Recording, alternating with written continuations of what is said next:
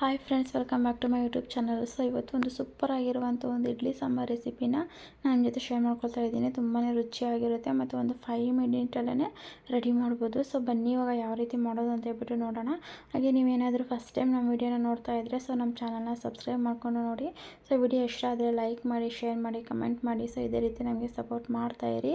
So full ವಿಡಿಯೋನ skip ಮಾಡದೆ ನೋಡಿಬಿಟ್ಟು ರೆಸಿಪಿನ ಟ್ರೈ ಮಾಡಿ, ಆವಾಗ ಚೆನ್ನಾಗಿ ಬರುತ್ತೆ.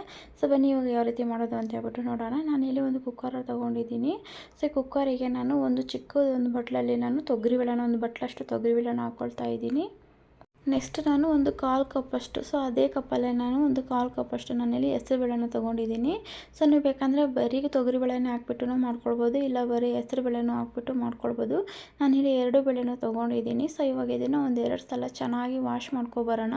ನೋಡಿ ಇವಾಗ 2 ಸಲ ಚೆನ್ನಾಗಿ ವಾಶ್ ಮಾಡಿದ್ದೀನಿ. ಸೊ ಇವಾಗ ನಾವು ಬೇಳೆ ಬೇಯೋಕ್ಕೆ ಸೊ ನೀರು ಎಷ್ಟು ಬೇಕೋ ಅಷ್ಟು ನೀರನ್ನು ಹಾಕ್ಕೊಳ್ಳೋಣ. ನಾನಿಲ್ಲಿ 1.5 ಗ್ಲಾಸಷ್ಟು ನೀರನ್ನು ಹಾಕ್ಕೊಂಡಿದ್ದೀನಿ.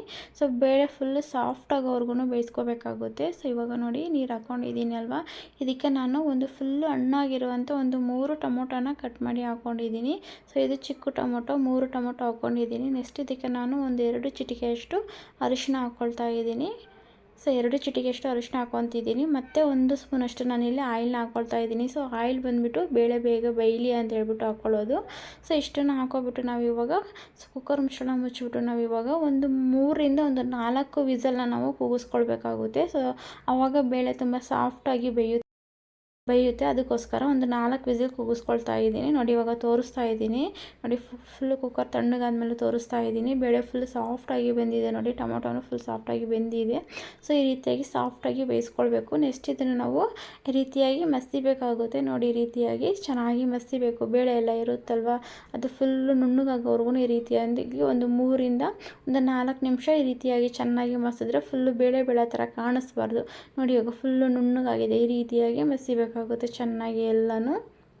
ನೋಡಿ ಬೇಳೆ ಏನು ಕಾಣಿಸ್ತಾ ಇಲ್ಲ. ಸೊ ಈ ರೀತಿಯಾಗಿ ನುಣ್ಣಗೆ ಮಾಡ್ಕೊಳ್ಳಿ. ಇವಾಗ ಫೈನಲಾಗಿ ಇವಾಗ ರೆಡಿಯಾಗಿದೆ. ಒಂದು ಪಾತ್ರೆಯಲ್ಲಿ ಎತ್ತಿಟ್ಕೊಳ್ಳೋಣ. ನೆಕ್ಸ್ಟ್ ನಾನು ಅದೇ ಕುಕ್ಕರ್ನ ವಾಶ್ ಮಾಡಿಬಿಟ್ಟು ತೊಗೊಂಡಿದ್ದೀನಿ. ನಾನಿಲ್ಲಿ ಒಂದು 5 ಸ್ಪೂನಷ್ಟು 4ರಿಂದ ಒಂದು 5 ಸ್ಪೂನಷ್ಟು ನಾನು ಆಯಿಲ್ನ ಹಾಕ್ಕೊಳ್ತಾ ಇದ್ದೀನಿ. ಸೊ ಆಯಿಲ್ ಬಿಸಿ ಆದಮೇಲೆ ನಾವು ಇವಾಗ ಒಂದು ಸ್ವಲ್ಪ ಸಾಸಿವೆ ಹಾಕ್ಕೊಳ್ತಾ ಇದ್ದೀನಿ. ಒಂದು ಅರ್ಧ ಸ್ಪೂನಷ್ಟು ಸಾಸಿವೆ ಮತ್ತು ಒಂದು ಅರ್ಧ ಸ್ಪೂನಷ್ಟು ನಾನಿಲ್ಲಿ ಜೀರಿಗೆ ಹಾಕ್ಕೊಳ್ತಾ ಇದ್ದೀನಿ. ಮತ್ತು ಒಂದು 3ರಿಂದ 4 ಹಸಿಮೆಣ್ಸಿನ್ಕಾಯಿ ಮತ್ತು ಸ್ವಲ್ಪ ಮೆಣಸಿನ್ಕಾಯಿ ಹಾಕ್ಕೊಳ್ತಾ ಇದ್ದೀನಿ. ಮತ್ತು ನೆಕ್ಸ್ಟ್ ಈರುಳ್ಳಿ ಹಾಕ್ಕೊಳ್ತಾ ಇದ್ದೀನಿ. ಒಂದು ಈರುಳ್ಳಿನ ಹಾಕ್ಕೊಂಡಿದ್ದೀನಿ. ಸೊ ಈರುಳ್ಳಿ ಸ್ವಲ್ಪ ಲೈಟಾಗಿ ಫ್ರೈ ಆದರೆ ಸಾಕು. ಫುಲ್ಲು ಕಲರ್ ಚೇಂಜ್ ಆಗೋವರೆಗೂ ಫ್ರೈ ಮಾಡ್ಕೋಬೇಕು ಆ ಥರ ಏನೂ ಇಲ್ಲ. ಅರ್ಧ ಫ್ರೈ ಮಾಡಿಕೊಂಡ್ರೆ ಸಾಕು ಈರುಳ್ಳಿನ. ನೋಡಿ ಈ ರೀತಿಯಾಗಿ. ನೆಕ್ಸ್ಟ್ ನಾನು ಇವಾಗ ಒಂದು 3 ಚಿಟಿಕೆಯಷ್ಟು ಇಂಗನ್ನು ಹಾಕ್ಕೊಳ್ತಾ ಇದ್ದೀನಿ. ಸೊ ನಿಮಗೆ ಇಂಗು ಇದ್ದರೆ ಹಾಕ್ಕೊಳ್ಬೋದು, ಇಲ್ಲಾಂದರೆ ಸ್ಕಿಪ್ ಮಾಡಿ ಪರವಾಗಿಲ್ಲ. ಸೊ ನಾನಿಲ್ಲಿ ಒಂದು 3 ಚಿಟಿಕೆಯಷ್ಟು ಇಂಗನ್ನು ಹಾಕ್ಕೊಂಡಿದ್ದೀನಿ. ನೆಕ್ಸ್ಟ್ ಒಂದು ಸಲ ಈ ರೀತಿಯಾಗಿ ಚೆನ್ನಾಗಿ ಮಿಕ್ಸ್ ಮಾಡಿ. ಮತ್ತು ನೆಕ್ಸ್ಟು ಸ್ವಲ್ಪ ಹಸಿ ಕರಿಬೇವನ್ನ ಹಾಕ್ಕೊಳ್ತಾ ಇದ್ದೀನಿ.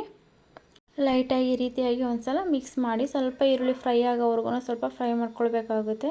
ನೋಡಿ ಈ ರೀತಿಯಾಗಿ. ಇವಾಗ ಒಗ್ಗರಣೆ ರೆಡಿ ಆಗಿದೆ. ಇವಾಗ ನಾವು ಬೇಳೆದೇನು ನಾವು ಮಸ್ತಿದ್ದಿದ್ವಲ್ಲ, ಸೊ ಅದನ್ನು ನಾನು ಹಾಕ್ಕೊಳ್ತಾ ಇದ್ದೀನಿ.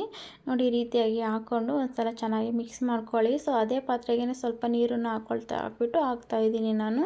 ಸೊ ಇಡ್ಲಿ ಸಾಂಬಾರು ಅಂದರೆ ಸ್ವಲ್ಪ ನೀರು ಥರ ಇರಬೇಕಲ್ವ, ಸೊ ಗಟ್ಟಿ ಇರಬಾರ್ದು. ನೋಡಿ ಇವಾಗ ಮಿಕ್ಸ್ ಮಾಡಿಬಿಟ್ಟು ತೋರಿಸ್ತಾ ಇದ್ದೀನಿ ಅಲ್ವಾ, ಸ್ವಲ್ಪ ಗಟ್ಟಿ ಇದೆ. ಇದಕ್ಕೆ ಇನ್ನೊಂದು ಸ್ವಲ್ಪ ನಾವು ನೀರನ್ನು ಆ್ಯಡ್ ಮಾಡ್ಕೊಳ್ಬೇಕಾಗುತ್ತೆ. ನೋಡಿ ನಾನು 1.5 ಗ್ಲಾಸಷ್ಟು ನಾನು ನೀರನ್ನು ಹಾಕ್ಕೊಂಡಿದ್ದೀನಿ. ಮತ್ತು ಸ್ವಲ್ಪ ತೆಳುಬೇಕಾಗಿತ್ತು, ಸೊ ಹಂಗಾಗ್ಬಿಟ್ಟು. ಸೊ ಇವಾಗ ಚೆನ್ನಾಗಿ ಒಂದು ಸಲ ಮಿಕ್ಸ್ ಮಾಡಿಬಿಟ್ಟು ಇದನ್ನು ಕುದಿಯೋದಕ್ಕೆ ಬಿಡಬೇಕಾಗುತ್ತೆ. ನೆಕ್ಸ್ಟು ಬಂದುಬಿಟ್ಟು ನಾನು ಒಂದು ನಿಂಬೆಹಣ್ಣಿನ ಗಾತ್ರದಷ್ಟು ಹುಣಸೆ ಹಣ್ಣನ್ನು ನಾನು ನೆನೆಸಿ ಇಟ್ಕೊಂಡಿದ್ದೆ. ಸೊ ಅದನ್ನು ಹಿಂಡಿಬಿಟ್ಟು ನಾನು ಹುಣಸೆ ಹುಳಿನ ತೊಗೊಂಡಿದ್ದೀನಿ. ನೋಡಿ ಇಷ್ಟು.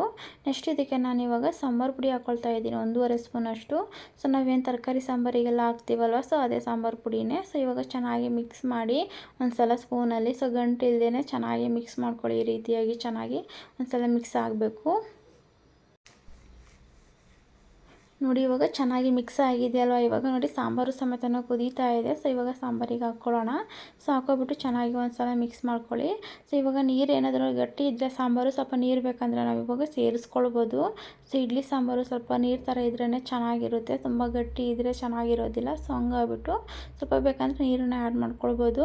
ಸೊ ಇವಾಗ ಒಂದು ಸಲ ಚೆನ್ನಾಗಿ ಮಿಕ್ಸ್ ಮಾಡ್ಕೊಬಿಟ್ಟು ನೆಕ್ಸ್ಟ್ ಇದಕ್ಕೆ ರುಚಿಗೆ ತಕ್ಕಷ್ಟು ಉಪ್ಪನ್ನು ಹಾಕ್ಕೊಳ್ಬೇಕಾಗುತ್ತೆ.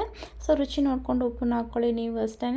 ನೆಕ್ಸ್ಟ್ ಇದಕ್ಕೆ ನಾನು 1 1 ಸ್ಪೂನಷ್ಟು ನಾನಿಲ್ಲಿ ಬೆಲ್ಲನ ಹಾಕ್ಕೊಳ್ತಾ ಇದ್ದೀನಿ. ಸೊ ಬೆಲ್ಲ ಹಾಕೋದ್ರಿಂದ ಇಡ್ಲಿ ಸಾಂಬಾರು ಟೇಸ್ಟು ಇನ್ನೂ ಚೆನ್ನಾಗಾಗುತ್ತೆ. ಸೊ ಹಂಗಾಗ್ಬಿಟ್ಟು ಲಾಸ್ಟಲ್ಲಿ ಬೆಲ್ಲನ ಹಾಕೋದನ್ನು ಮಿಸ್ ಮಾಡಬೇಡಿ.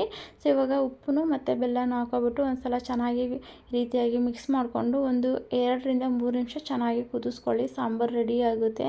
ನೋಡಿ ಈ ರೀತಿಯಾಗಿ ಮಿಕ್ಸ್ ಮಾಡಿಕೊಂಡು ಒಂದು 2 ರಿಂದ 3 ನಿಮಿಷ ಕುದಿಸ್ಕೊಂಡ್ರೆ ಸಾಕು. ನೋಡಿ ಇವಾಗ ಫೈನಲ್ ಆಗಿ ನಾನು ಇವಾಗ ಗ್ಯಾಸನ್ನು ಆಫ್ ಮಾಡಿಬಿಟ್ಟು ತೋರಿಸ್ತಾ ಇದ್ದೀನಿ. ಫೈನಲ್ ಆಗಿ ಇವಾಗ ಇಡ್ಲಿ ಸಾಂಬಾರು ರೆಡಿ ಆಗಿದೆ. ತುಂಬ ಸಿಂಪಲ್ಲಾಗಿ ಮಾಡ್ಕೊಳ್ಬೋದು.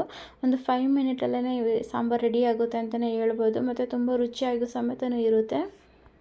ಸೊ ನೀವು ಮನೇಲಿ ಟ್ರೈ ಮಾಡಿ, ತುಂಬ ಚೆನ್ನಾಗಿ ಬರುತ್ತೆ. ಸೊ ನಾನು ತೋರಿಸಿರುವಂಥ ಮೆಥಡಲ್ಲಿ ಟ್ರೈ ಮಾಡಿ, ಸಖತ್ತಾಗಿ ಬರುತ್ತೆ ಸಾಂಬಾರು. ಸೊ ನಿಮ್ಗೆ ಈ ವಿಡಿಯೋ ಇಷ್ಟ ಆಗಿದೆ ಅಂತ ಹೇಳ್ಬಿಟ್ಟು ನಾನು ಅಂದ್ಕೊಳ್ತೀನಿ. ಸೊ ವಿಡಿಯೋ ಇಷ್ಟ ಆಗಿದ್ದರೆ ಲೈಕ್ ಮಾಡಿ, ಶೇರ್ ಮಾಡಿ, ಕಮೆಂಟ್ ಮಾಡಿ. ಹಾಗೆ ನೀವೇನಾದರೂ ಹೊಸದಾಗಿ ನಮ್ಮ ವಿಡಿಯೋನ ನೋಡ್ತಾ ಇದ್ದರೆ ಸಬ್ಸ್ಕ್ರೈಬ್ ಮಾಡ್ಕೊಳ್ಳಿ. ಸೊ ನೋಡಿ ಇವಾಗ ಇಡ್ಲಿ ಸಾಂಬಾರಿಗೆ ರೆಡಿ ಆಗಿದೆ. ಇಡ್ಲಿ ಸಾಂಬಾರು ಸಖತ್ತಾಗಿದೆ. ಟೇಸ್ಟ್ ಮಾತ್ರ ಸೂಪರ್ ಆಗಿದೆ. ಸೊ ಮನೇಲಿ ಟ್ರೈ ಮಾಡೋದನ್ನು ಮರಿಬೇಡಿ. ಟ್ರೈ ಮಾಡಿಬಿಟ್ಟು ಸೊ ರೆಸಿಪಿ ಹೇಗೆ ಬಂದಿದೆ ಅಂತ ಹೇಳ್ಬಿಟ್ಟು ನನಗೆ ಕಮೆಂಟ್ ಬಾಕ್ಸಲ್ಲಿ ಕಮೆಂಟ್ ಮಾಡಿ. ಸೊ ಇದೇ ರೀತಿ ನಮಗೆ ಸಪೋರ್ಟ್ ಮಾಡ್ತಾ ಇರಿ. ಸೊ ವಿಡಿಯೋ ಇಷ್ಟ ಆಗಿದೆ ಅಂತ ಅಂದ್ಕೊಳ್ತೀನಿ. ಲೈಕ್ ಮಾಡೋದನ್ನು ಮರಿಬೇಡಿ. Okay, bye friends.